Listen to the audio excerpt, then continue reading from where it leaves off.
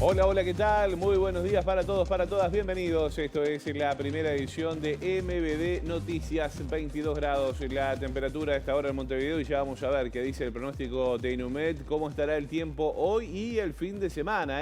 A esta hora, como decíamos, 22 grados la temperatura. La mínima prevista por Inumet para esta jornada era de 18. La máxima será de 25 con cielo nuboso y algo nuboso. ¿Qué pasa el sábado 4 de febrero? Cielo nuboso, periodos de algo nuboso con precipitaciones escasas pero aisladas, dice el Instituto Uruguayo de Meteorología, que, bueno, dice que tenemos una mínima de 18 y una máxima de 25.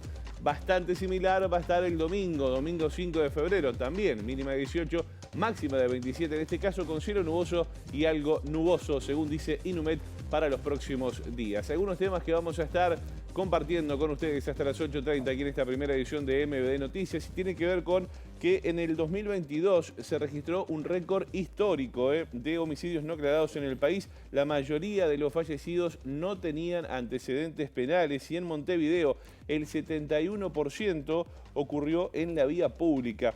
Estos datos fueron aportados por el ex director de Convivencia y Seguridad Ciudadana, el sociólogo Gustavo Leal, en base además a datos oficiales. Además consideró Leal que las cifras de homicidios contradicen el relato oficial justamente sobre este asunto. En un rato nos metemos en este tema. También les contamos que vecinos de Santiago Vázquez manifestaron su preocupación por el proyecto de ampliación de la Ruta 102. ¿Por qué? Bueno, el mismo afectará el área protegida de los humedales de Santa Lucía e implica además la expropiación de más de 50 padrones donde viven familias del Montevideo rural. Vamos a meternos en este asunto en un ratito nada más. Estos son algunos de los temas que vamos a compartir con ustedes hasta las 8:30 aquí en esta primera edición de MBD Noticias. Ahora vemos cómo está Montevideo a través de las cámaras del Centro de Gestión de Movilidad.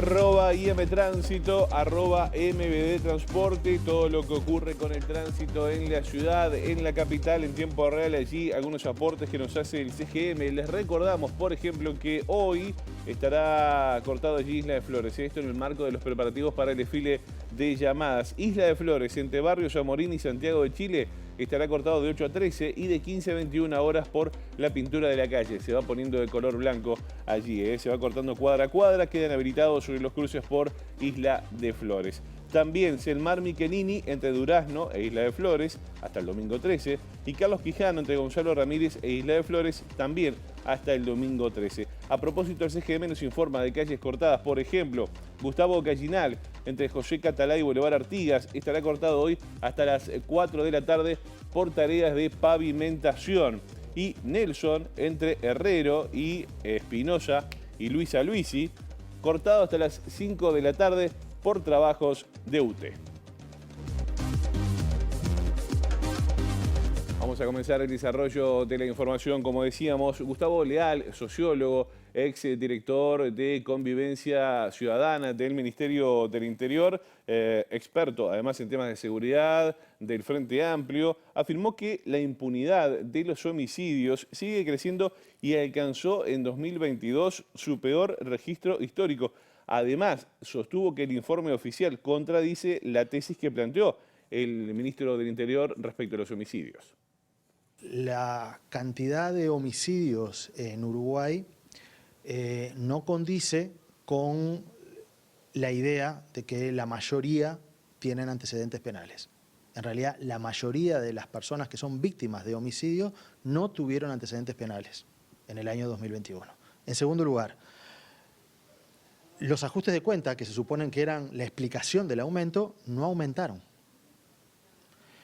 Los ajustes de cuenta en los últimos 5 años han sido un promedio de 46% del total y en el 2022 fueron 47%. Es decir, que el ajuste de cuenta no explica este aumento. En tercer lugar, no se dijo en el informe que el año 2022 fue el año récord en registro de homicidios no aclarados. Es decir, es el año de peor registro de aclaración de homicidios. Y esa sí es una causa efectiva del aumento de homicidios porque creció la impunidad. Hoy la mitad de los homicidios no se resuelven. Y hace 8 años atrás era el 65-66% que se resolvía. Bueno, y a propósito del tema, Leal cuestionó que el Ministerio del Interior no haya publicado los datos oficiales de evolución de los homicidios hasta el pasado miércoles para sostener el discurso presentado, según dijo en conferencia de prensa, el pasado 13 de enero. Las cifras contradecían al relato, a pesar que estaba pronto desde el 8 de enero, dijo Leal. Si el ministro del Interior permanentemente dice de que se están matando entre delincuentes y resulta que la mayoría de las víctimas de homicidio no tiene antecedentes, si dice que sistemáticamente la explicación de todo es el ajuste de cuenta y resulta que los ajustes de cuenta no aumentaron, si se dice que la policía está teniendo gran capacidad de investigación y resulta que es el año donde menos homicidios se han aclarado, hay una contradicción y el dato mata relato. El ministro pone un relato. Yo lo que pongo son los datos oficiales, que no los puede discutir nadie, porque son los propios datos que hoy terminó publicando el Ministerio del Interior, medio a escondida, porque no le avisó a nadie. Se ha dicho que la ciudad está más segura, que volvieron las carteras, pero resulta que en Montevideo el 71% de los homicidios se da en la vía pública, en la calle, en parques, en las avenidas. Y en el total del Uruguay, el 61% de los homicidios ocurrieron en la vía pública. Eso contradice bastante también el relato, y por eso digo, dato mata relato. Bueno, así las cosas. Sí, vamos a dejar este tema de lado por un momento. Nos metemos en otro de los asuntos destacados. Lo decíamos en el arranque de esta edición de MBD Noticias. Vecinos y vecinas de Santiago Vázquez expresaron su enorme preocupación por esta iniciativa que de alguna manera tiene que ver con el proyecto de ampliación de la Ruta 102, la ruta perimetral que va a afectar los humedales de Santa Lucía y además tiene allí pendiente la expropiación de varios predios de productores y productoras que viven en el Montevideo rural.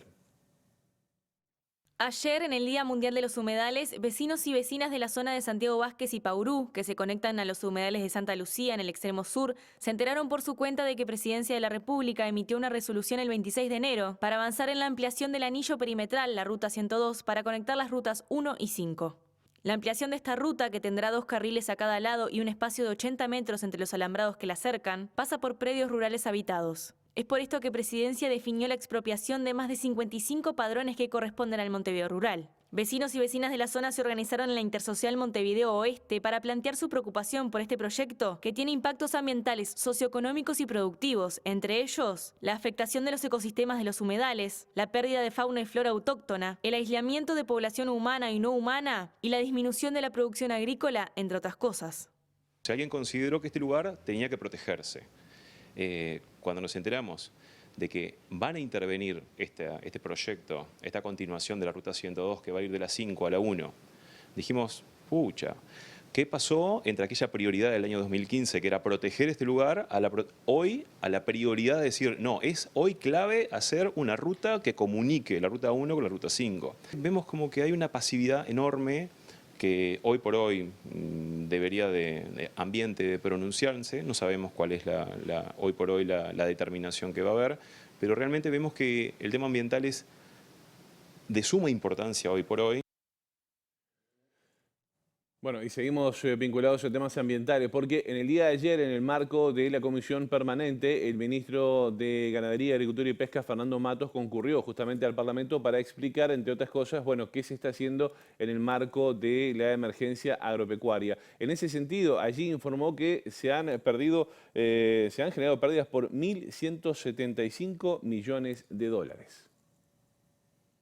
El ministro Fernando Matos fue llamado a sala en régimen de comisión general y concurrió a la comisión permanente del Parlamento, en donde afirmó que la inversión estimada de las medidas con costos cuantificados representa 9 millones de dólares, sin incluir costos financieros. Entre las medidas detalladas se cuentan los préstamos FAE, créditos de República Microfinanzas, créditos de ANDE, la exoneración de tributos, ayudas para perforaciones, prórroga de los vencimientos del BPS para explotaciones agropecuarias, financiación de costos de energía eléctrica, líneas de crédito, bonificaciones del Instituto Nacional de Colonización, entre otras. Fíjense ustedes que en 2 años La pandemia le costó al erario público, y está muy bien gastado, es una inversión que hizo el Uruguay en la salud pública, 2.000 millones de dólares.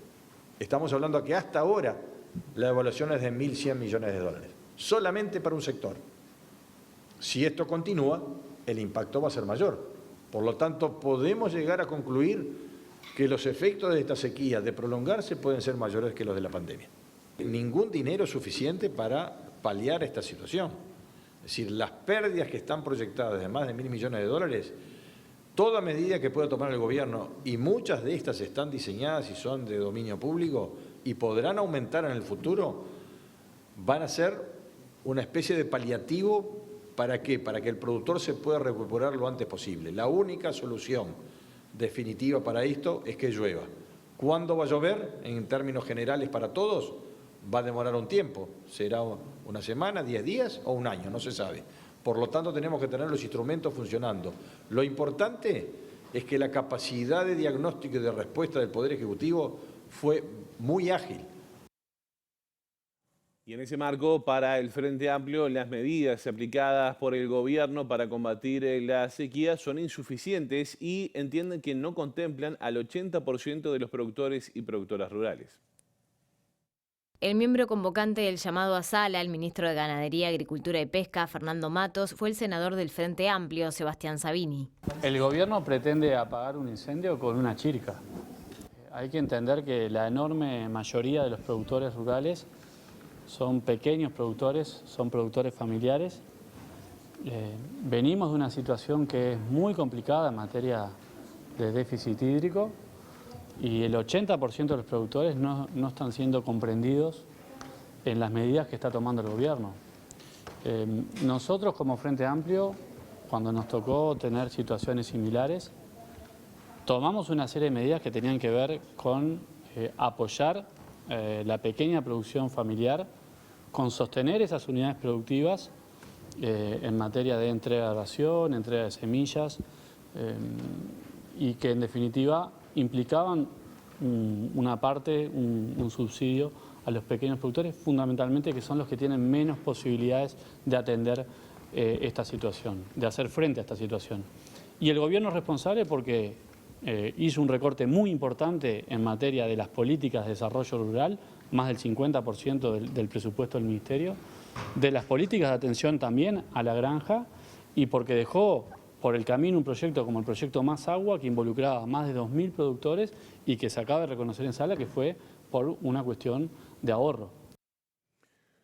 Vamos ahora con repercusiones políticas del caso Astesiano y el seguimiento que realizó al presidente del PIT-CNT, Marcelo Abdala, porque el Frente Amplio se expresó a través de una declaración pública por el seguimiento ilegal justamente al titular de la Central Obrera.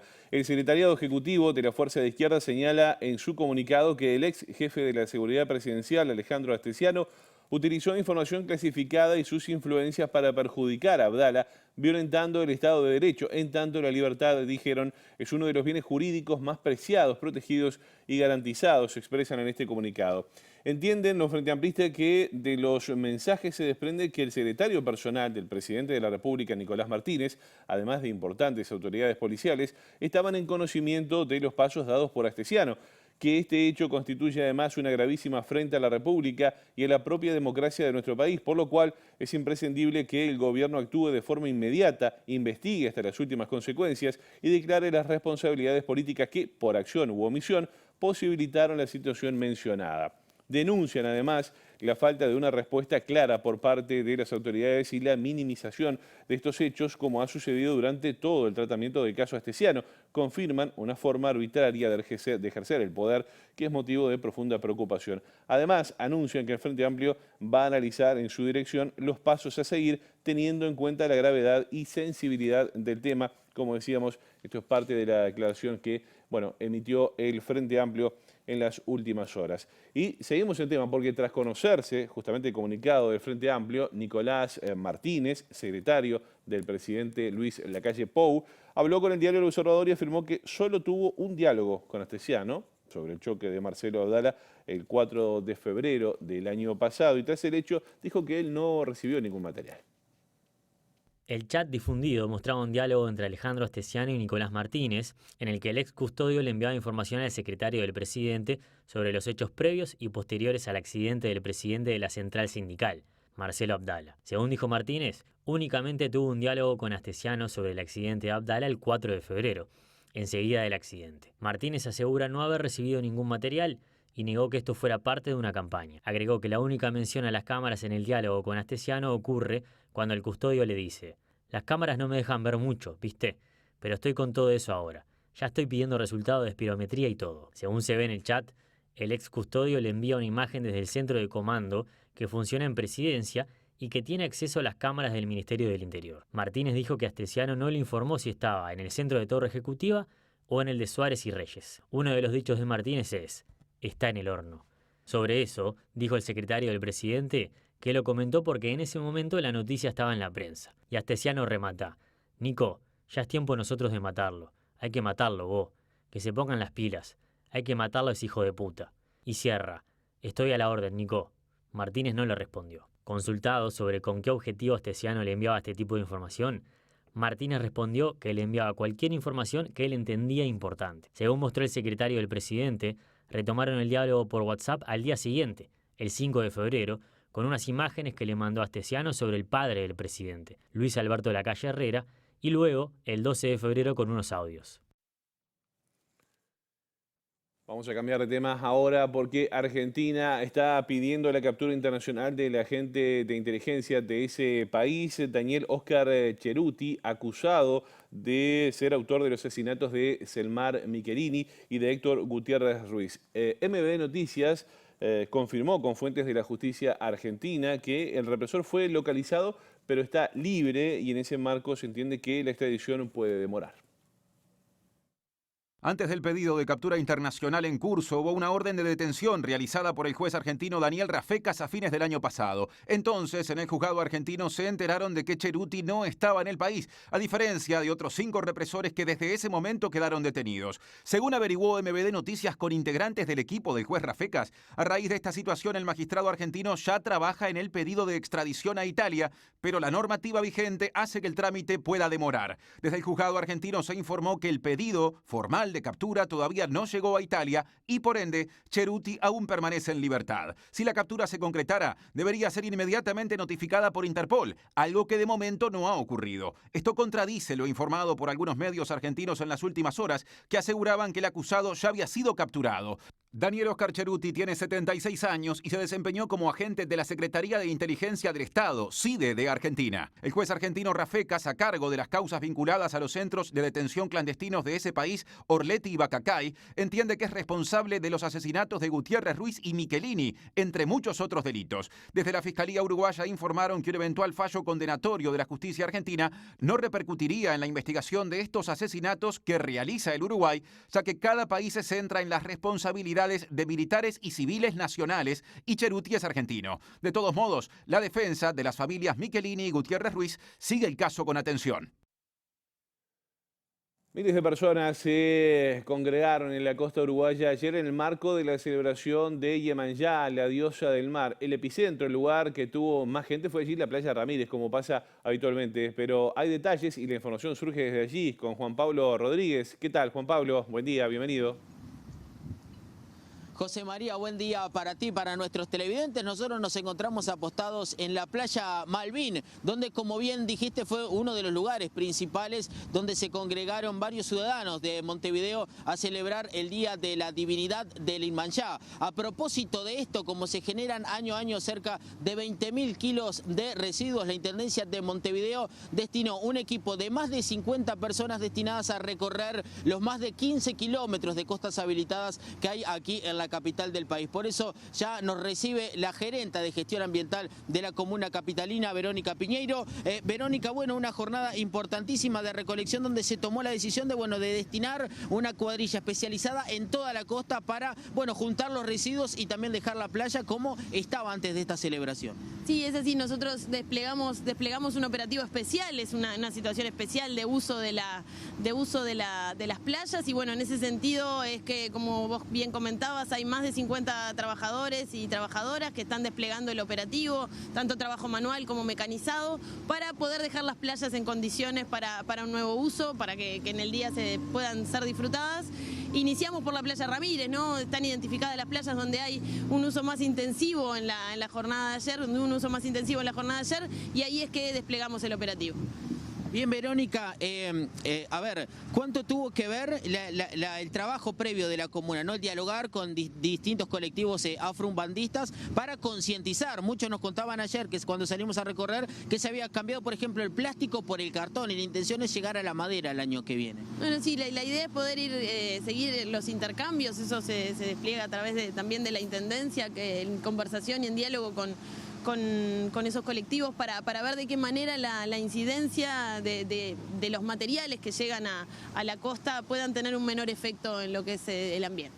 Bien, Verónica, ¿qué impacto tiene esto en el ambiente, ¿no? En virtud de que por día, solo en los residuos domiciliarios aquí en Montevideo, se generan 21.000 toneladas de basura, digamos, ¿no? ¿Esto es significativo? ¿Qué importancia le dan desde la comuna? No, le damos mucha importancia, por eso el despliegue de un operativo concreto y especial para poder retirar los residuos que quedan en la costa rápidamente, para poder permitir ese uso que se realizó en la jornada de ayer y que se realiza año a año, pero al mismo tiempo intentar mitigar ese efecto a través de una recolección rápida y un mantenimiento de las playas rápido. El año pasado, tú comentabas que generalmente son alrededor de 20.000 kilos, el año pasado fueron 16.000 kilos. Nosotros vamos analizando año a año cuánto es lo generado para poder desplegar el operativo y generar un operativo que permita mitigar ese efecto y mantener las playas de la mejor manera y permitir el uso diferente que se hace. ¿Cuánto importa también el trabajar con ciudades homónimas, es decir, con ciudades amigas, en el virtud de que Montevideo también es la capital de mercociudades, donde hay en Argentina, por ejemplo, y también en Brasil, una importancia significativa lo que fue esta fecha, ¿no? Sí, es importante siempre el diálogo, poder compartir las experiencias y ver de qué manera se permiten estos usos diferenciados, ¿no? Permitiendo que todos puedan expresarse y tener su expresión en cuanto a lo que su cultura dice, y bueno, y en ese sentido lo que nosotros tenemos que hacer es permitir eso, pero al mismo tiempo intentar mitigar el efecto que esto pueda tener sobre los sistemas naturales. Bien, le hago la última, Piñeiro. Bueno, este operativo comenzó a las 6 de la mañana. ¿Hasta qué hora más o menos está proyectado que siga este continuo por las distintas playas para que el ciudadano más o menos tenga una idea? Bueno, estamos entre las 6, inició a las 6 de la mañana, 6 y cuarto de la mañana iniciaron, como yo les decía, en Playa Ramírez, también aquí en Malvin. Se extiende hasta el mediodía seguramente. Estamos también iniciando las tareas a la misma hora en el cerro con una parte de la cuadrilla y también máquinas desde el cerro hacia Punta Colorada, intentando acelerar en lo más posible para que las playas queden en condiciones. Muchas gracias. Gracias a ustedes. Bien, José María, desde aquí, desde la CAL, el Club ACAL de Playa Malvin, volvemos contigo a estudios. Muy bien, Juan Pablo, muchas gracias allí por tu trabajo, gracias también a nuestra entrevistada y a nuestro equipo en la playa. Nosotros les contamos ahora que el Sindicato de Trabajadores de ANCAP rechazó las sanciones salariales a unos 85 funcionarios de la refinería y denunció además persecución sindical. De efectuarse los descuentos, se va a realizar un paro sin guardia gremial el próximo 2 de marzo. Estamos ante una sanción que ha determinado el directorio de ANCAP a 85 compañeros de la refinería, días después de haber culminado un proceso de negociación colectiva en el Ministerio de Trabajo que nos llevó muchos meses, en el cual se acordó por ambas partes no innovar sobre determinadas situaciones. Días después de eso, el directorio decide aplicar una sanción económica basada en el decreto 401 a 85 compañeros por medidas tomadas en ese conflicto. Nosotros entendemos que es una persecución a las acciones del sindicato, son compañeros que tomaron medidas amparadas por este sindicato, pero que además estos compañeros de refinería, vale aclarar que en ningún momento durante todo el conflicto pararon de la producción, ni dejaron de ir a trabajar, ni hicieron horas de paro. Lo que sí hicieron fueron medidas sustitutorias. Entendemos que este decreto amedrenta a la organización, amedrenta los espíritus convenidos en la negociación colectiva y estamos apelando a que el directorio de ANCAP revea la situación y se replantee el aplicar sanciones. Si el 2 de marzo se efectúan realmente los descuentos en el salario de febrero, bueno, vamos a tener un paro de 24 horas en toda la ANCAP. Muy bien, hacemos una pausa muy breve y ya venimos para el segundo tramo de esta primera edición de MBD Noticias.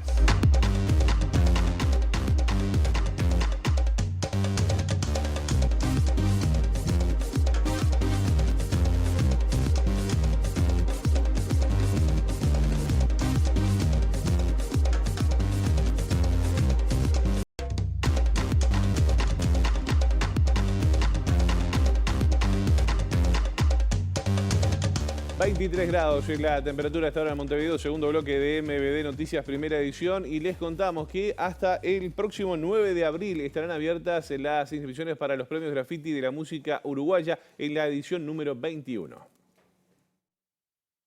Pueden inscribirse todas las ediciones musicales de artistas uruguayos o artistas radicados en el país, en formato físico o digital, editados entre el 1 de enero y el 31 de diciembre del año 2021. Esto incluye discos en cualquier formato, EPS, singles o canciones, DVDs, videos de larga duración, musicales y o documentales, videoclips y libros sobre música uruguaya.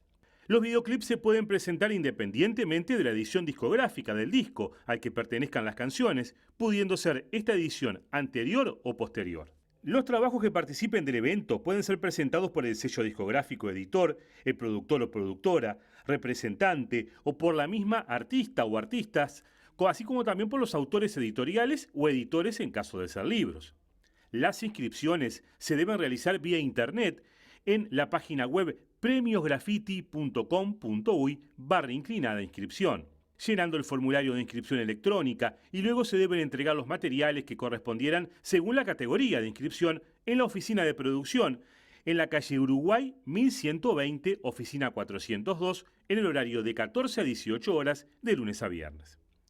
El reglamento 2023 está disponible en la página premiosgraffiti.com.uy/reglamento. Por más información se pueden consultar en la página de los propios premios o escribir al correo premiosgraffiti@dinet.com.uy. Abrimos el capítulo internacional y vamos a hablar del caso Neruda, que entra en su etapa final, 50 años además después de su muerte. La jueza Paola Plaza, especialista en derechos humanos, se dispone a resolver el misterio de la muerte del poeta chileno. Las conclusiones se van a conocer hoy tras más de 10 años de investigación.